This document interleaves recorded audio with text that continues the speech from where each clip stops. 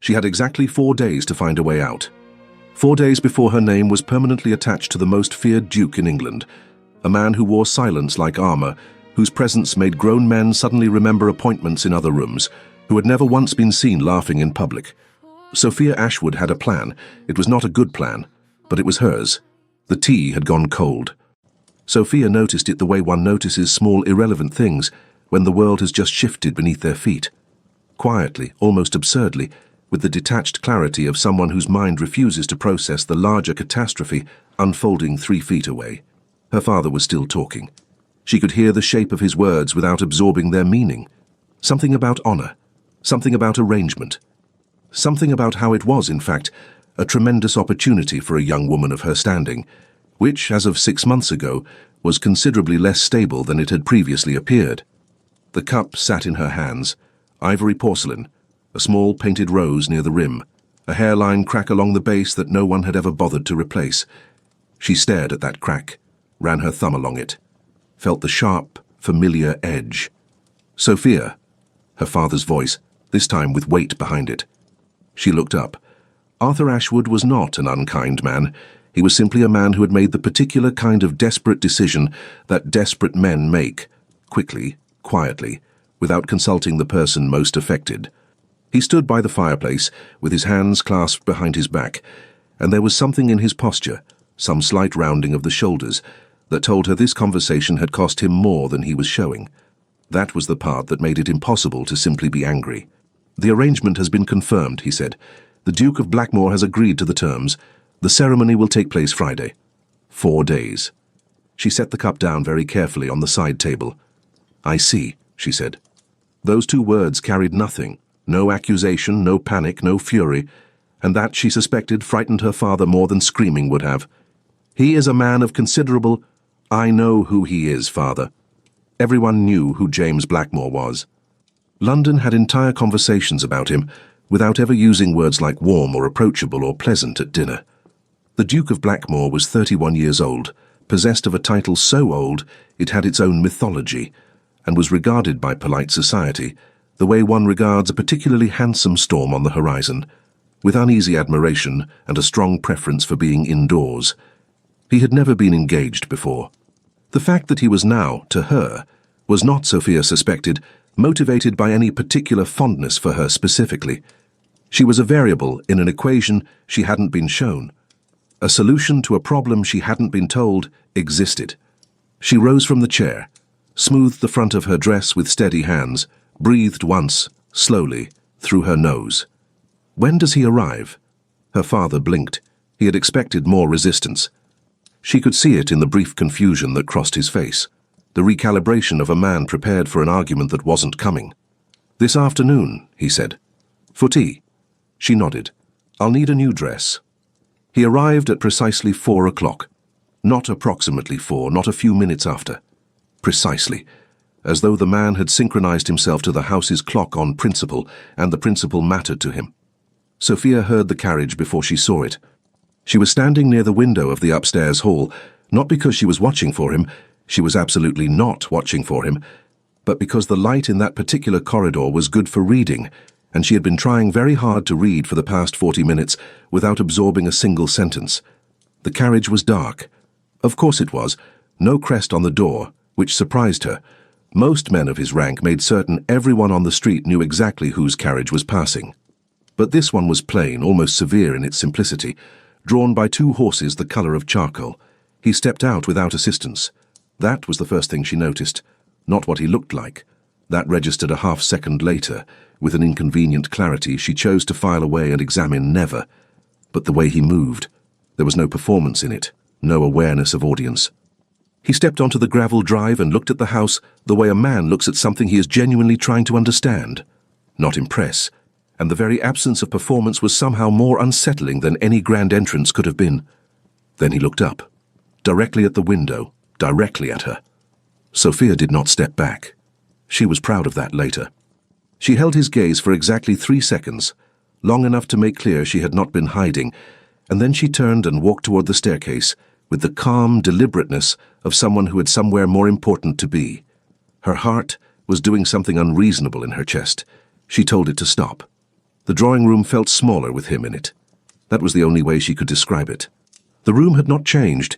Same pale blue walls, same writing desk in the corner, same slightly overcrowded arrangement of chairs that her mother had installed before she died, and that no one had moved since.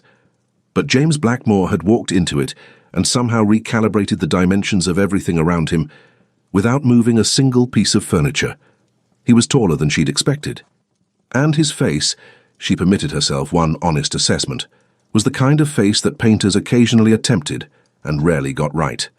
Not because it was flawlessly symmetrical or sculpted in the manner of a classical figure, but because it was specific, a jaw that carried tension even at rest, a mouth that seemed to know things, dark eyes, not stormy or dramatic, simply very dark, the kind that absorbed light rather than reflecting it, and gave nothing back without deliberate effort. He was looking at her the same way she was looking at him.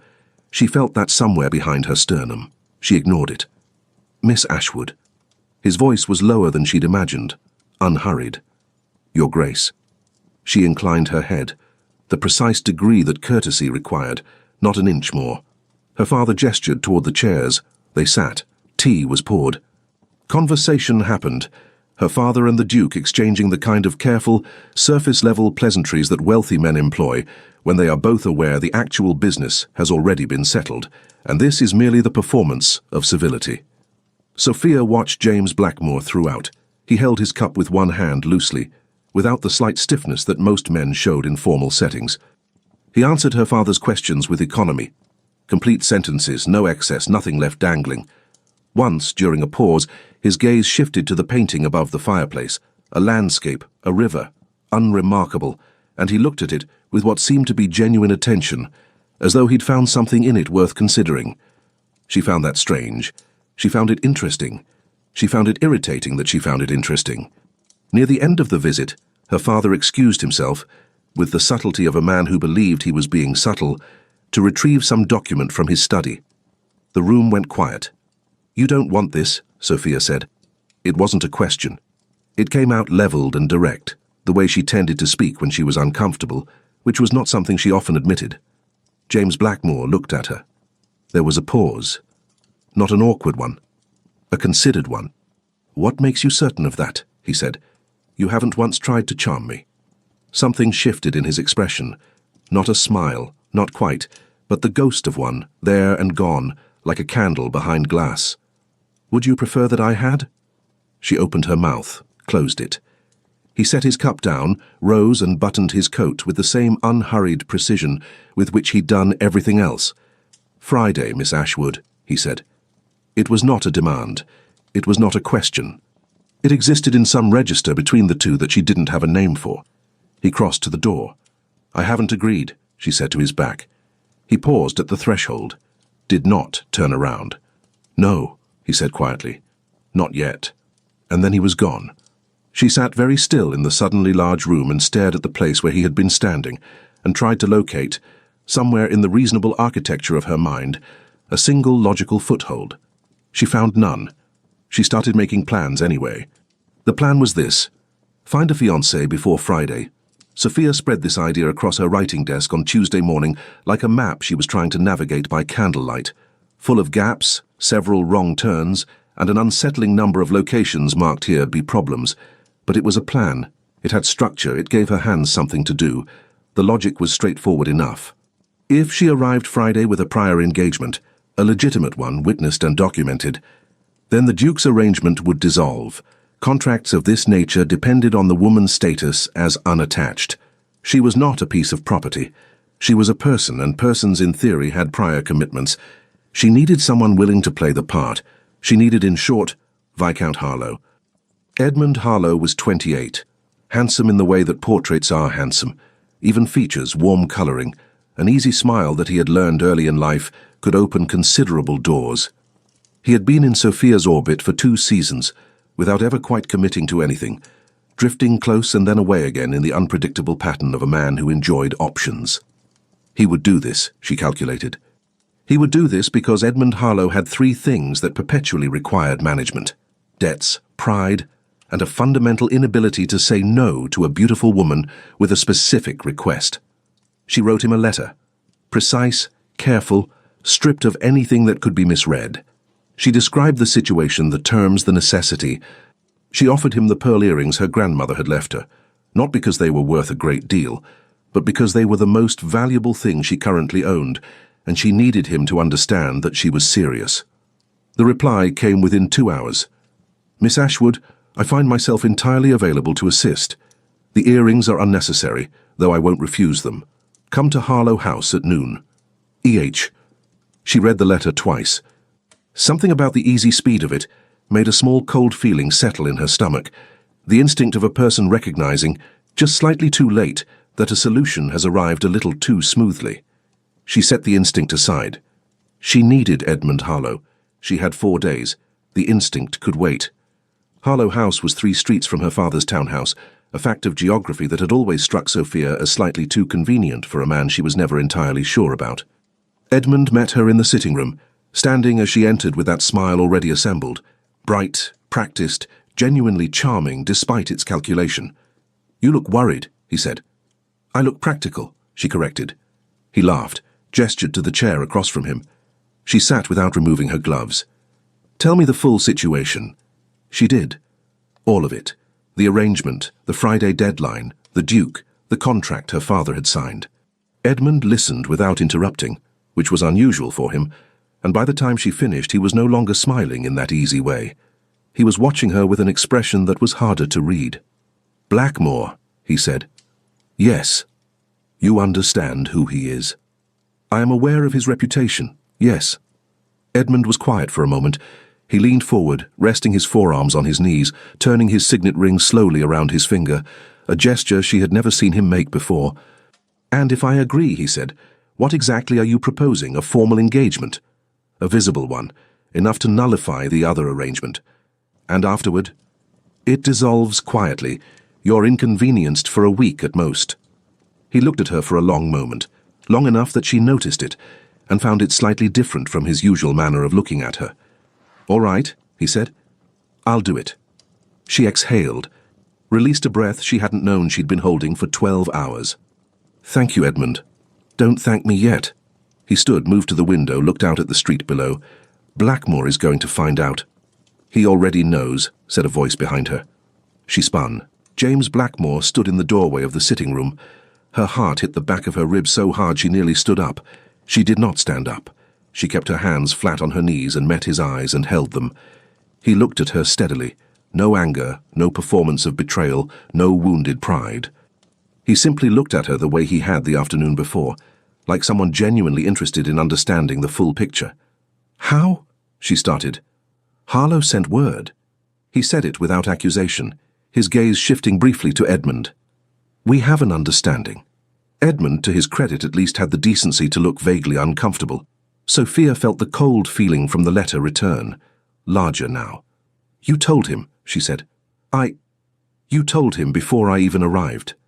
Edmund said nothing. The signet ring turned. She stood, slowly, with the particular composure of a person who has been made a fool of and refuses to allow that to be visible on their face. James Blackmore stepped aside from the doorway. He did not block her path. He had never blocked her path. "Miss Ashwood," he said as she walked past him. She stopped, did not turn. "You have until Friday," he said quietly. "That hasn't changed." She walked out into the cold afternoon air.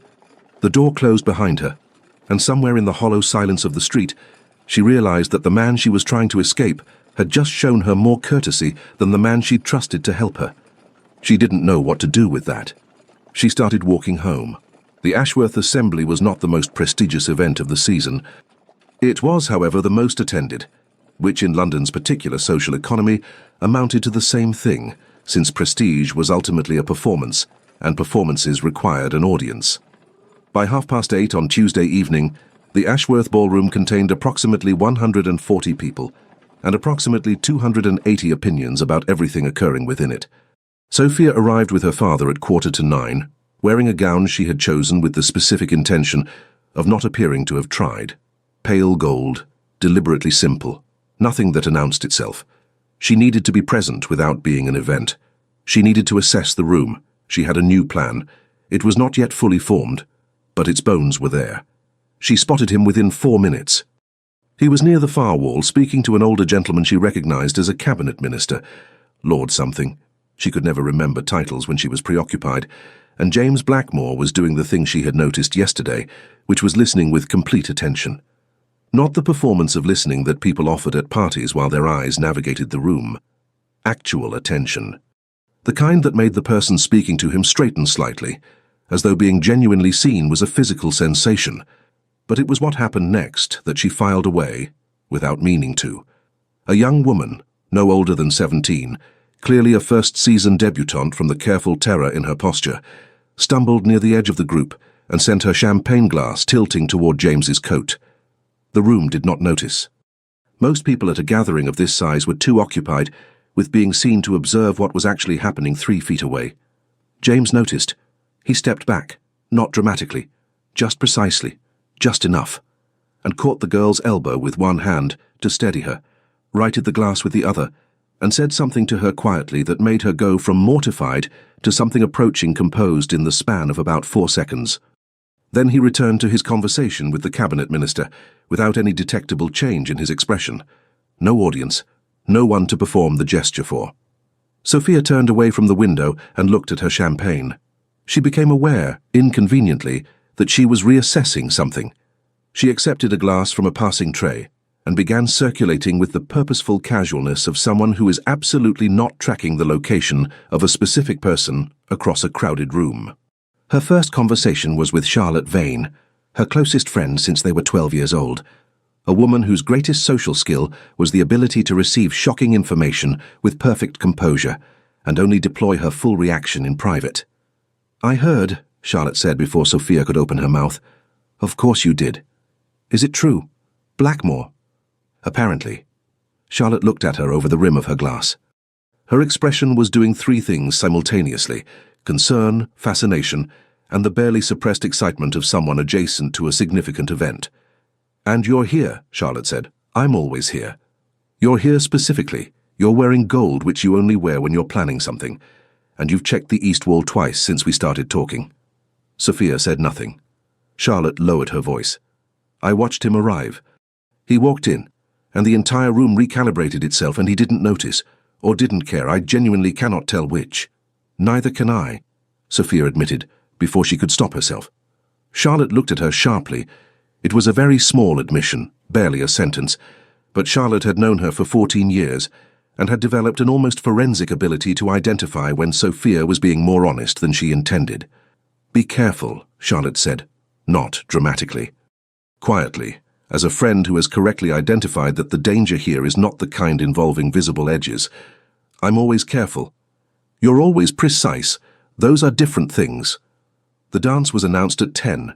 She had not planned for this part, or rather, she had accounted for it in the abstract, as one accounts for weather, likely manageable, possible to navigate with appropriate preparation. What she had not accounted for was the specific way the evening arranged itself, with the particular efficiency of fate performing a joke. She was standing near the edge of the floor when James Blackmore appeared at her left, not from across the room, not with the announcement of approaching footsteps, simply there, the way he seemed to be most places, without ceremony, without warning, as though space rearranged itself quietly around him rather than the other way around. "Miss Ashwood." "Your Grace." She turned to face him. "You seem to have a talent for proximity. You seem to have a talent for underestimating it." He extended his hand. "Will you dance?" It was, she noted, technically a question. Everything he said to her was technically a question. He never cornered, never commanded, just presented the option with a certainty that suggested he had already calculated which way she'd move. She placed her hand in his. The room noticed. She felt it, that collective shift in attention, the slight reorientation of faces, the sudden murmur of recalibrated conversations. London had seen the Duke of Blackmore at 100 gatherings. It had never seen him ask anyone to dance. She kept her eyes forward as they moved onto the floor. The music began. He danced the way he did everything else, with precision and without excess, no flourish, no performance. Just the correct movements made at the correct moments, and a steadiness beneath his hand at her back that she found against her will deeply uncomfortable to dismiss. "You're calculating something," he said. She looked up at him. He was watching her the same way he watched everything, steadily, without agenda. "I'm always calculating something," she said. "I know." A brief pause, measured to the music. "I find it interesting." "You find it interesting?" "Yes." He turned her through a figure. "Most people in a situation like yours would be performing. You're not. What would performing look like?" "Tears," he said, "or false warmth, or questions about my estate designed to sound like genuine curiosity." His eyes came back to hers. "You haven't asked me a single personal question." "I haven't decided yet," she said honestly, "whether the answers would make this better or worse." Something moved in his face. Not the ghost of a smile this time, something quieter than that, something she couldn't name. "That," he said, "is the most honest thing anyone has said to me in approximately 3 years." The music slowed toward its final phrase. She was aware, suddenly and with a precision she resented, of how close his hand was to her waist, of the warmth through the fabric, of the specific quality of attention he was giving her, not possessive, not performative, just present in a way that had no easy category. The last note fell. He released her properly, stepped back, inclined his head. "Thank you for the dance." She folded her hands in front of her, steadied herself without letting it show. "You haven't won anything," she said. The ghost of a smile returned. Stayed slightly longer this time. "I know," he said, and walked away. She stood at the edge of the empty floor and tried to remember what her plan had been. Across the room, she caught Charlotte watching her. Charlotte said nothing. She simply looked at Sophia with the expression of a woman who has just observed something she will need to discuss at length at the earliest available opportunity, raised her glass a fraction of an inch, and turned back to her own conversation. Sophia did not go home for another hour. She stayed and circulated and spoke to people and said all the correct things in all the correct registers. She did everything she normally did at an event like this, except that some part of her mind remained, stubbornly, at the edge of the dance floor, standing in a moment that had already ended, turning it over, looking at it from every available angle. She found no satisfactory conclusion. She went home and lay in the dark and told herself she would think more clearly in the morning. She did not think more clearly in the morning. She didn't sleep well. This was a fact she refused to blame on anyone in particular, because blaming it on a specific person, on a specific pair of dark eyes and a specific quality of attention and a specific thing said at the end of a dance, would imply a connection she was not prepared to acknowledge. She blamed it on the wind. Wednesday came in grey and cold, the sky the colour of old pewter, the kind of morning that London produced when it wanted to communicate that beauty was, in fact, optional. Sophia was at her writing desk by 7, a cup of tea growing cold beside her, a letter she had started 3 times without finishing spread open in front of her. The letter was to her solicitor. The third draft was, objectively, no better than the first. She set down her pen. The plan, such as it remained, needed information. Specifically, it needed the kind of information that couldn't be found in drawing rooms or ballrooms, the kind that lived in documents and letters and the private geography of a person's life. She needed to understand James Blackmore. Not his reputation, which was a story the city had written about him, and likely had the same relationship to truth as most city stories, partial, dramatized, assembled from fragments of fact and significant quantities of imagination. She needed the actual person. She told herself this was strategic. She told herself it multiple times on the walk to Blackmore House, which her father had pointed out to her once. A wide Palladian facade on a quiet street, the kind of building that communicated its own importance without needing to announce it. She had not been invited. She knocked anyway. The butler who opened the door was an older man with the expression of someone who had seen a considerable number of unexpected things in his career and had developed a policy of responding to all of them with the same measured equanimity. "His Grace is in the library," he said before she could explain herself. She blinked. "You're not going to ask my name?" "I know who you are, Miss Ashwood." He stepped aside. "He said you might come." She stood in the doorway for a moment. Then she walked in. The library was on the 2nd floor behind a door that stood slightly open. She could hear, before she reached it, the sound of papers, not frantic movement, just the steady, particular sound of a person working through documents with methodical attention. She pushed the door open. It was a proper library, not a decorative one, not the kind of room designed to imply a man was well read while actually functioning as an extension of the drawing room. This was a room that worked. Shelves floor to ceiling, A rolling ladder on brass fittings, maps on one wall, a desk buried under an organized complexity of correspondence and ledgers, and what appeared to be architectural drawings. James Blackmore was standing behind the desk, reading something, and he looked up when she entered with the expression of a man who is not surprised, but is nonetheless paying full attention. "Miss Ashwood, you told your butler I might come." "I considered it likely." He set down the paper in his hand. "You want to know something about me?" "I want to know why," she said. "The real reason, not the version my father received." He considered this. Then he gestured toward the chair across from his desk. Not the formal visitor's chair, but the old leather one near the window, worn soft at the armrests, the kind of chair that had been chosen for comfort rather than appearance. She sat. He came around the desk and sat on the edge of it, not behind it, which she noticed, not on the authority side of the furniture. "My brother died 4 years ago," he said. He said it without preamble, without the softening introduction that people usually employed around grief, the "I'm afraid" or "you may have heard," just the fact, clean and direct. "I didn't know you had a brother," she said. "Most people don't. William was younger. He was—" A pause, brief, controlled. "He was better at most things than I was, and considerably better at most people than I was. He had a gift for it." Sophia sat very still. "In the last year of his life," James continued, "your father helped him. A financial difficulty, the kind that, had it become public, would have ended certain possibilities for William. Your father resolved it quietly, without expectation of return, and never spoke of it to anyone." He looked at her steadily. "I know because William told me. The week before he died, the room was very quiet. Outside, a carriage passed on the street below, wheels on wet stone. And you felt you owed a debt," she said slowly. "I felt I had been given an example," he said, "of what a certain kind of man does when he can do something for someone.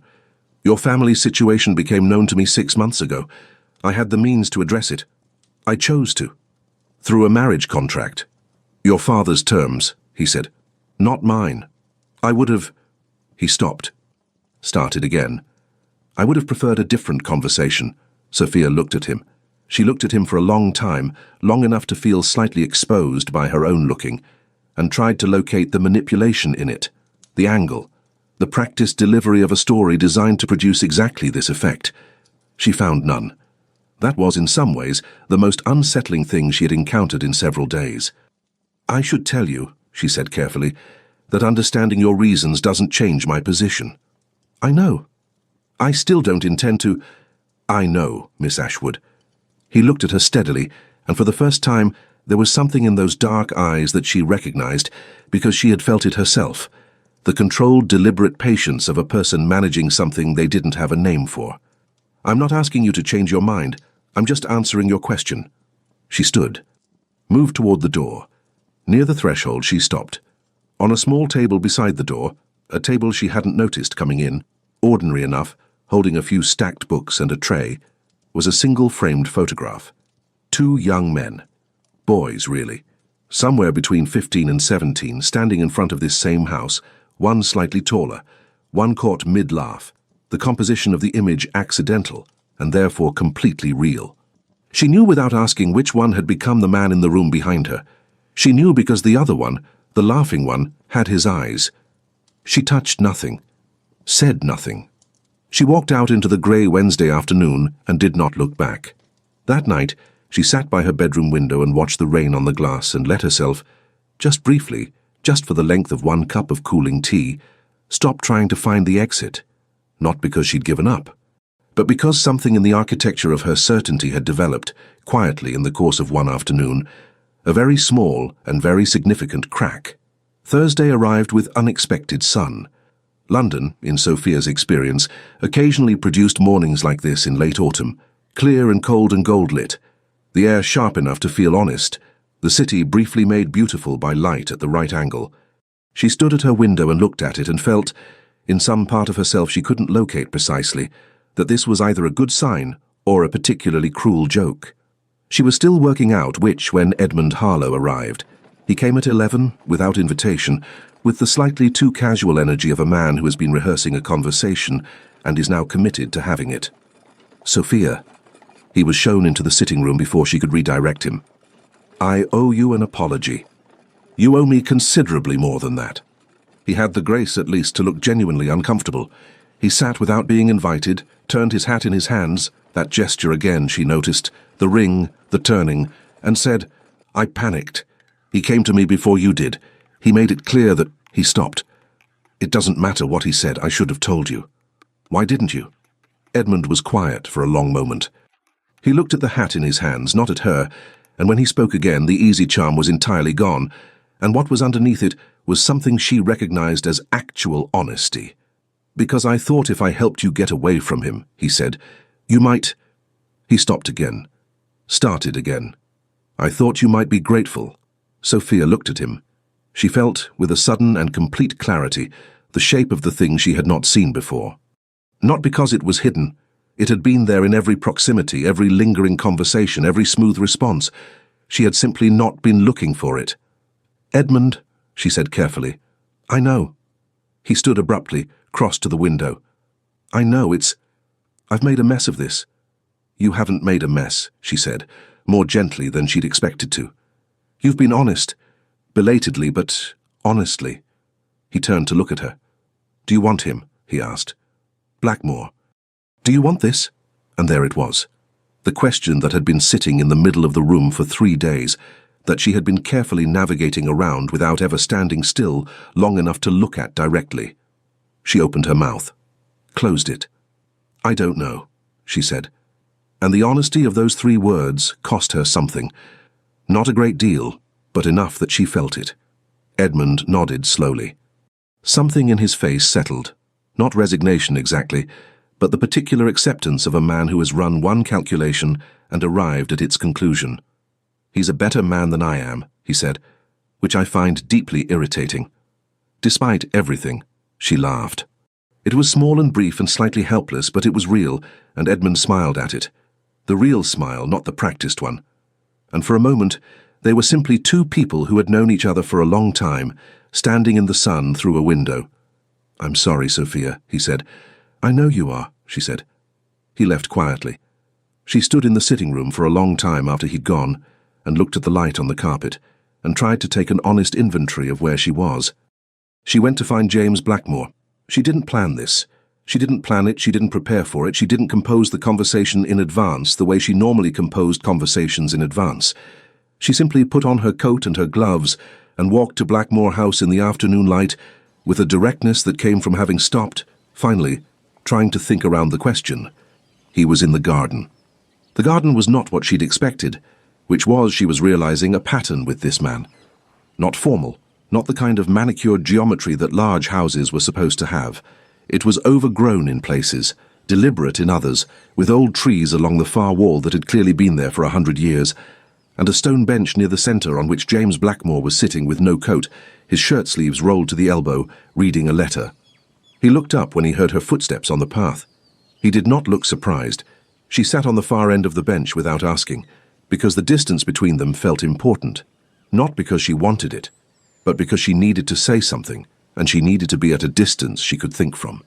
"Why didn't you stop me?" she said. "Any of it. The plan, Harlow. All of it. You could have intervened properly. You had every position to do so." He folded the letter with unhurried hands. "Set it aside.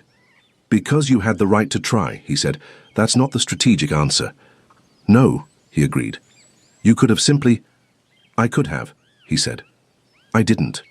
He looked at her directly, and there was something in this moment that was different from the ballroom, from the library, from every prior version of this, something quieter and more exposed, as though both of them had finally stopped using the furniture of the situation to stand behind. "I didn't want to be the thing you couldn't escape. I wanted to be the thing you eventually decided wasn't worth escaping from." The sun was low and warm on the left side of her face. She felt her hands, folded in her lap, and the slight unsteadiness of her own breathing, which she was managing barely. "That," she said, "is a very arrogant position." "It is," he said simply. "You were sure I'd reach that point." "No." He said it clearly, honestly. "I was hoping." A silence fell between them, not uncomfortable, not the kind that demanded filling. The garden held it well. Somewhere above them a bird settled in one of the old trees and then departed, and the branch moved long after it had gone. "Tell me something true." she said suddenly. He looked at her. Something no one knows, she added. Not about your brother. Not about the arrangement. Something... She paused, searching for the word. Something small.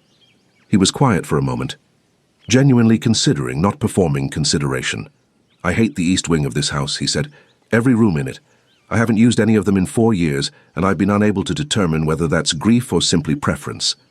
He looked at the old trees. I suspect it's both. She absorbed this. What's in the east wing? William's rooms. My mother's old sitting room. A music room no one uses. A pause. A view of the garden. I haven't looked at from that angle since he died. Sophia looked at the garden, at the angle he hadn't been looking from, the east-facing windows dark above them, the old brick and the quiet glass. I'll tell you something true in return, she said. He waited. I've been planning exits since I was 12 years old, she said. Every room I walk into, I find the door first. Every situation, I calculate the way out before I calculate anything else. She looked down at her hands. I don't know how to be somewhere without knowing I could leave. He was very still beside her. That's not a flaw, he said quietly. It's not exactly a recommendation either. It means you've always chosen to stay, he said. Every time. You've stayed knowing exactly where the exit was. That's... He stopped, started again more carefully. That's not someone who doesn't know how to commit. That's someone who has never been given a reason to. The words landed somewhere very specific and very quiet in the center of her chest. She did not look at him. She looked at the old trees and the late afternoon sun on the stone path and the ordinary beautiful fact of a garden that had been left to grow in its own direction. I'm not saying yes, she said. I know. I'm saying... She stopped, started again. I'm saying that I don't know yet, and I wanted you to know that the not knowing is different from a no. He was quiet for a moment. Then he said very quietly, That's enough. She couldn't sleep again. This time she didn't blame the wind. The house was dark and still, and the street outside was quiet, the particular quiet of a city that had finally, after midnight, stopped performing and set itself down for a few hours. Sophia lay on top of her bed and conducted, for the third consecutive night, an inventory she could not seem to complete. The facts were as follows. She had spent 3 days trying to get away from a man she barely knew. In those 3 days the man had offered her every exit, shown her his grief without using it as leverage, asked her nothing that required her to be someone other than herself, stood in a cold garden without a coat reading letters, and not once looked at her like she was a prize. And, she added this last item slowly, deliberately, had told her that her lifelong instinct for exits was not a limitation, but evidence of every choice she had consciously made. No one had said that to her before. She had not known, until he said it, that she had needed someone to. She sat up. The room was very dark. The candle on the bedside table had burned down to nothing some time ago, and she hadn't replaced it, which meant the only light in the room came from the thin gap under the door where the hall lamp was left burning, and from the faint silver of the street outside the window. She moved to the window, pushed aside the curtain, looked down. The street was empty. She stood there for several minutes, watching nothing in particular, and became gradually aware that she was doing the thing she always did when her mind reached a conclusion before she was ready to acknowledge it. She was looking for other things to look at. She was cataloguing the lamppost, the cobblestones, the silhouette of the house across the way, the faint movement of something, a cat, probably, along the base of the iron railing. Anything except the conclusion sitting in the center of her chest, patient and clear and thoroughly inconvenient. She breathed once more. A movement below. She looked down. James Blackmore was standing on the opposite side of the street. Not in front of her house, across from it at the edge of the lamplight with his coat this time, one hand in his pocket, looking not up at her window, but down the street, as though he had come to stand there for his own reasons, and not as any kind of statement. He hadn't looked up.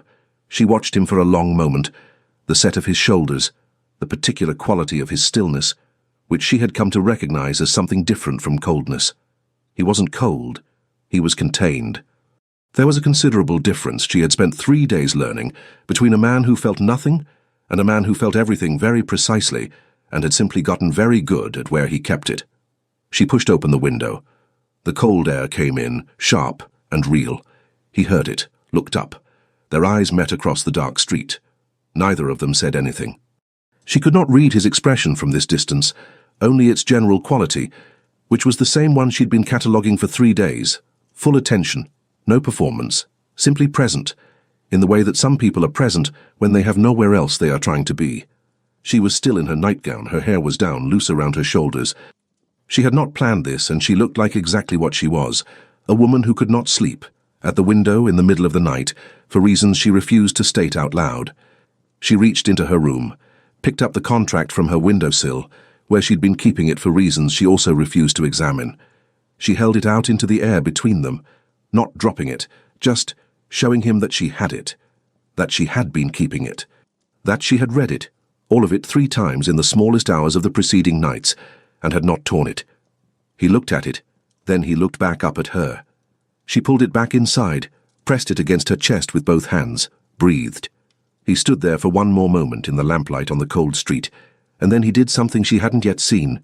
He smiled, not the ghost of one, not the echo of one. A real smile, quiet, slight, and entirely private, belonging to no one else on the street or in the city or she suspected in his usual life, just to this moment, just to her. She felt it somewhere that had nothing to do with reason. She closed the window. She sat on the edge of her bed in the dark, with the contract in her hands and her hair loose around her shoulders, and the cold still on her face from the open window, and the shape of her breathing had changed in a way she couldn't fully explain. She sat there for a long time, and then, with the careful deliberateness of someone making a decision they intend to keep, she opened the drawer of the bedside table and placed the contract inside it. Not thrown, not discarded, not destroyed. Kept. She lay back on her bed. She looked at the ceiling. She was not looking for the exit anymore. She had stopped looking for it somewhere between a library and a garden, and the window tonight had only confirmed what she had already, quietly and without ceremony, decided. She closed her eyes. For the first time in 4 days, she slept. The morning arrived without drama. No symbolic weather, no significant portent in the quality of the light. Just Friday, ordinary and clear, with a thin frost on the window and the sounds of the city assembling itself into its daily performance. Sophia sat at her dressing table and looked at herself and tried to locate fear. She found something else instead. Not certainty. Certainty would have felt too simple, too cleanly resolved for something this significant. What she found was something more honest than certainty. A willingness. A forward-leaning readiness to stand in the same room as the unknown and not require a map. She dressed without fuss. She chose the ivory gown, not the grandest she owned, not the one designed for ceremony, but the one that fit her precisely, that moved the way she moved, that required nothing from her except to be herself inside it. Her maid reached for the formal pearl comb. Sophia shook her head. She put her hair up herself simply, with the small gold pin her mother had given her when she was 16, not for any occasion, just because, just on an ordinary afternoon, pressed into Sophia's palm with the words, "This suits you." A woman choosing what suited her. She looked at herself one more time. "All right," she said quietly, to no one. The ceremony had been arranged at St. George's, 11 o'clock. Her father met her at the bottom of the stairs. His face carried the specific complexity of a parent who knows they have made a decision that their child is about to accept, and who cannot tell whether the acceptance is resignation or something else entirely. He looked at her eyes. Something in him seemed to release. "You're all right," he said. It wasn't a question. He was confirming something he could see. "I'm all right," she agreed. He offered his arm. She took it. The church was small. No great congregation, no assembled spectators. This was not a public event. It was barely a formal one. A handful of witnesses, the vicar, the winter light coming through tall plain windows and laying itself across the stone floor in long, pale rectangles. James Blackmore was standing at the front. He was wearing dark blue, which was neither the expected black nor a performance of something warmer, just the considered choice of a man who dressed for himself and happened to have very precise taste. His hands were at his sides. He was standing completely still. He heard her enter. He turned, and the thing that happened in his face, Sophia would never find the right words for it, not in the hours and days and years that followed, not when people asked, not even when she tried to explain it to herself. It was not the gratitude of a man whose plan had worked. It was not the satisfaction of a man who had been proven right. It was something that looked remarkably like relief. Deep and private and entirely unperformed, the specific exhale of a man who had not been as certain as he'd appeared, who had hoped with more intensity than he'd allowed to show, and who was only now, in this moment, allowing himself to set that hoping down. She walked toward him. He watched every step. When she reached him, she looked up at him directly, no filters, no strategic assessments, and said, quietly enough that only he could hear, "You should know that I make my own decisions." The corner of his mouth moved. "I know," he said. "That's why I waited." The vicar began. She could feel through the cold air of the church the warmth of James standing beside her, near but not pressed, present without encroaching, giving her the full width of her own existence even in this smallest space. She listened to the words. She said the ones that were hers to say. And when it was over, when the vicar smiled and the witnesses shifted, and the pale winter light continued its indifferent work across the stone floor, James turned to her and offered his hand, and she placed hers in it, and the warmth of his fingers closing around hers was simple and real, and nothing like any story she'd been told. Outside the church, she stopped on the steps, turned her face up to the sky. The cold air was sharp in her lungs.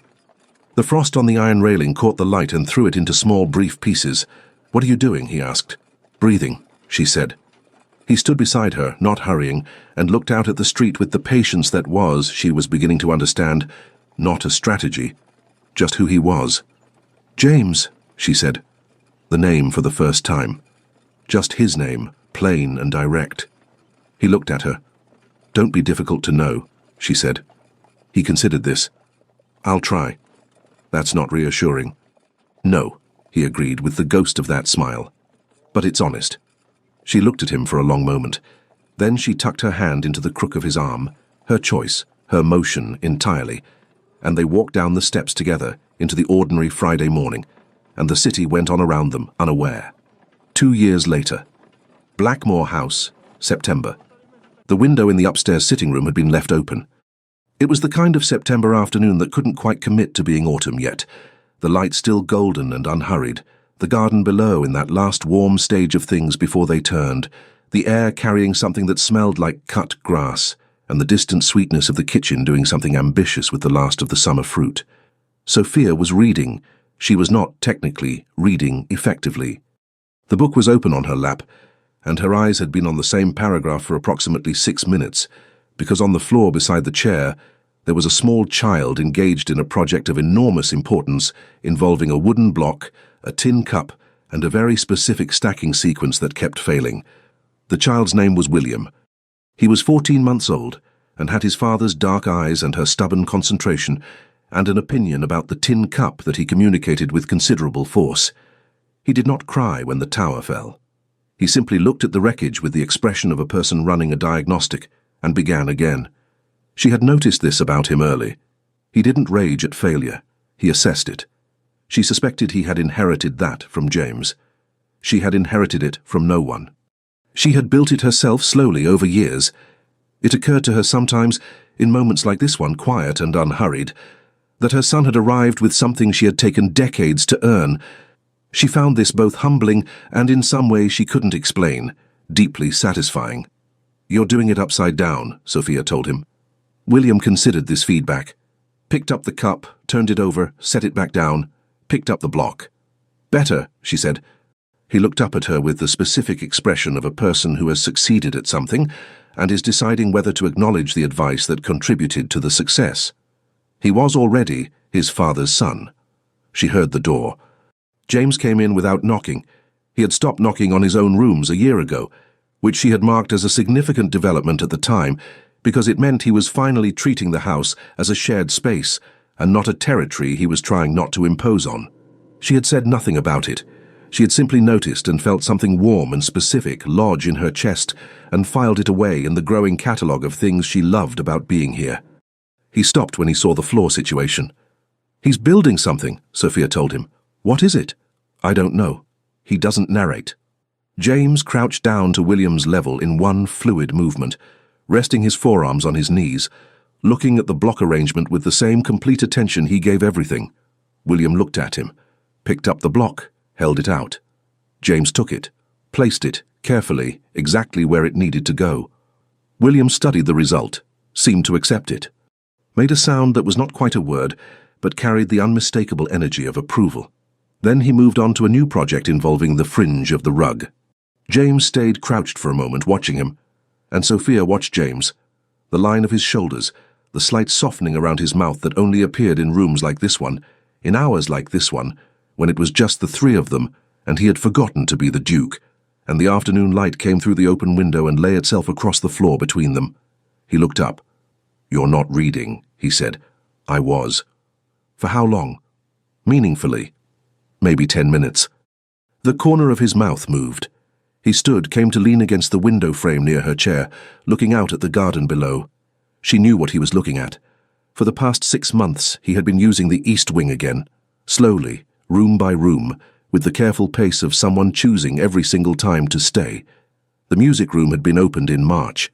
William's old rooms, his brother William's rooms, had been opened in July, aired out, the furniture moved to let the light in. He had not told her he was going to do it.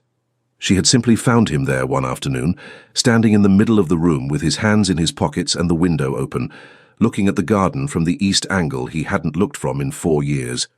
She had stood in the doorway and said nothing. He had turned, seen her, and said, "The view is better than I remembered." She had walked in and stood beside him and looked at the garden with him, and they had stayed there until the light changed, and neither of them had needed to explain anything to the other. That was, she thought, what 2 years of learning a person looked like. Not grand gestures, not dramatic declarations, just standing beside each other in the rooms that cost something to enter, and staying until the light changed. "There's something I need to tell you," James said. She looked up. He was looking at his hands, a gesture she recognized now, one of the few tells he had. A man who carried most things internally, and only showed the weight when it had reached a certain point. "Eleanor," he said, "the midwife confirmed this morning." Sophia went very still. The room held its breath around her, William on the rug, the open window, the September light on the floor, all of it suspended in the particular silence of a moment that is becoming something you will remember for the rest of your life. Then she laughed. It came out sudden and warm and entirely real, the kind of laugh that doesn't ask permission first, that arrives before the mind can style it into something more composed.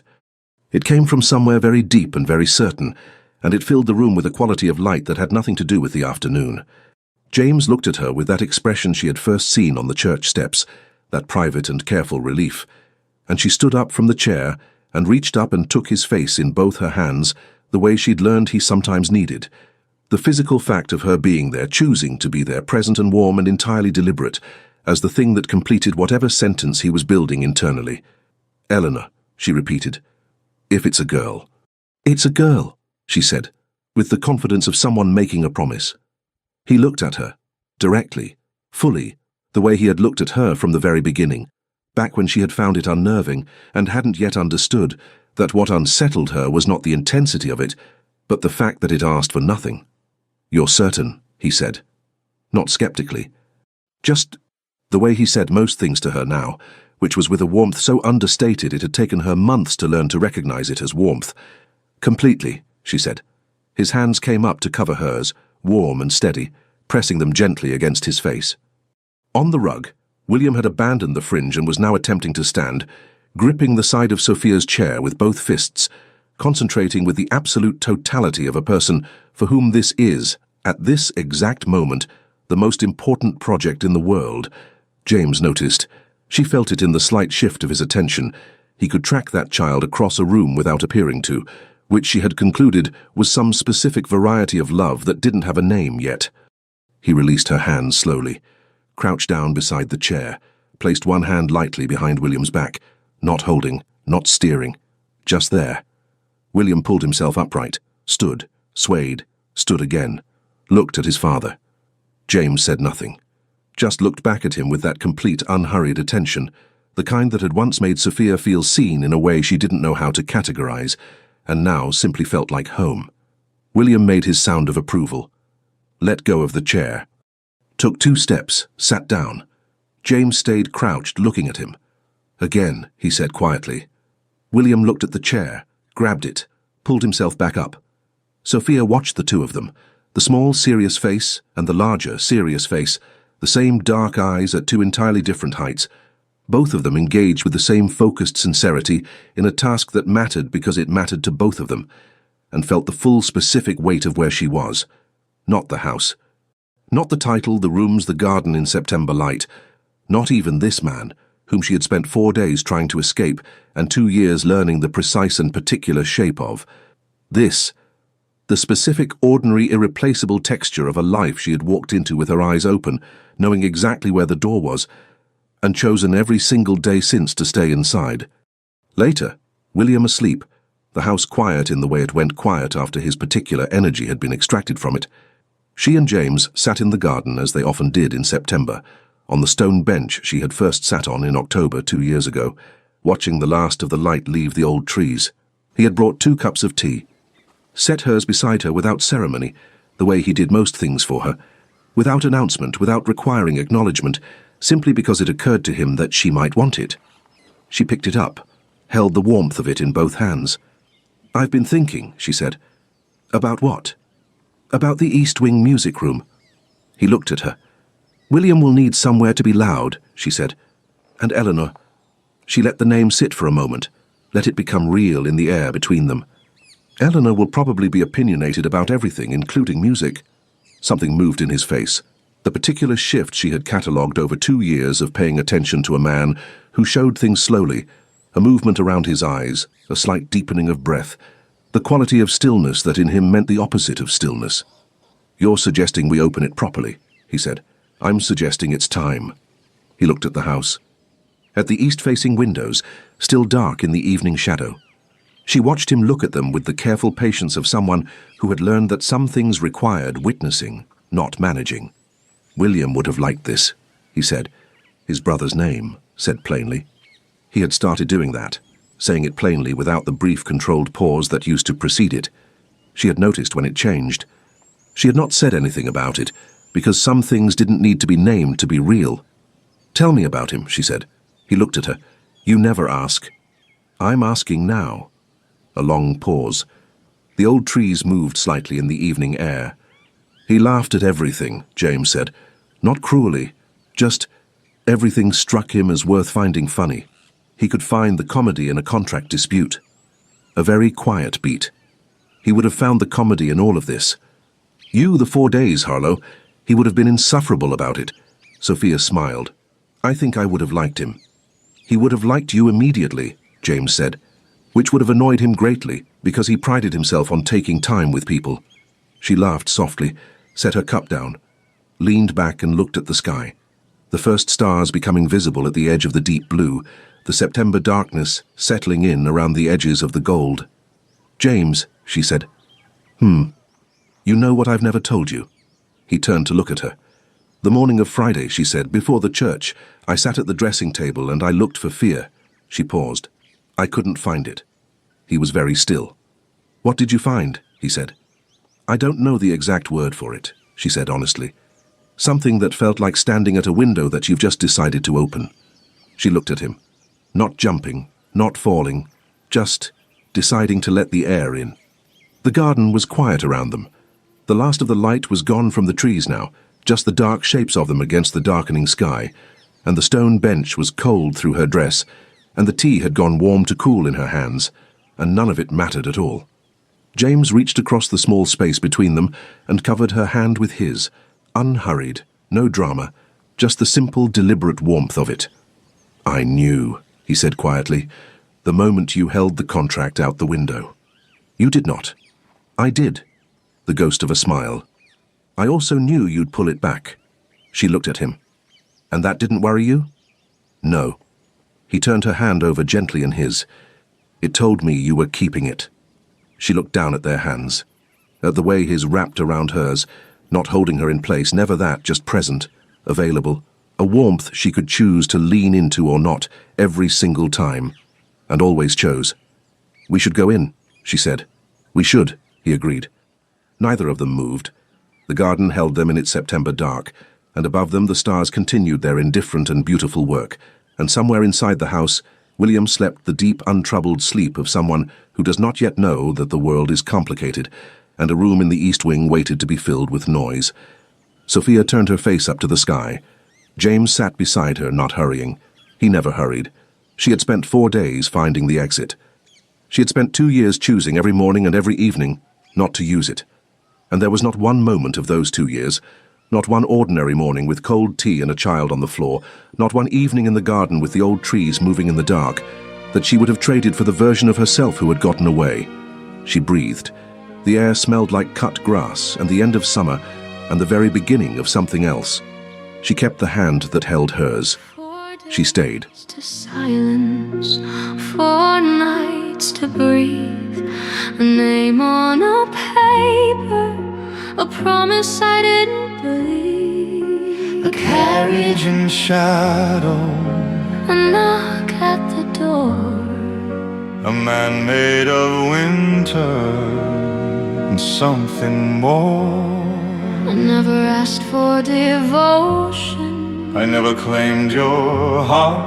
I only stood in the doorway waiting for you to start. You had 4 days to run, 4 nights to change your mind, but somewhere between the silence you stopped looking for the line. and I never chased your leaving. I never closed the door. You weren't afraid of loving.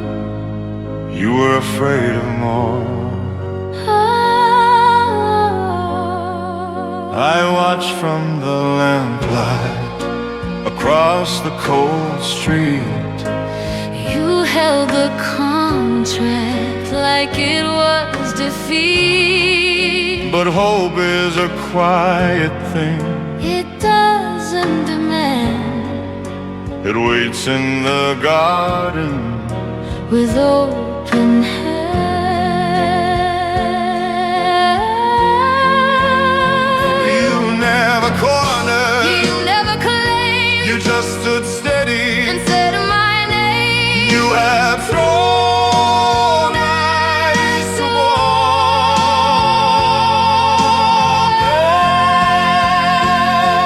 water. You had 4 days to run, 4 nights to decide. but love isn't thunder. It's choosing to stay inside. I never needed victory. I never needed control. I only needed your honesty. More than the road. It wasn't the vow, Wasn't the ring, it wasn't the ring. it was the way you waited. Without asking anything, It wasn't the promise or fear of goodbye. It was a look in your eyes when I chose not to fly. we had 4 days of doubt, 4 nights of truth, and somewhere between the questions, we found the groove. you weren't the storm I feared, You were the calm I felt. and Friday wasn't a sentence. It was solid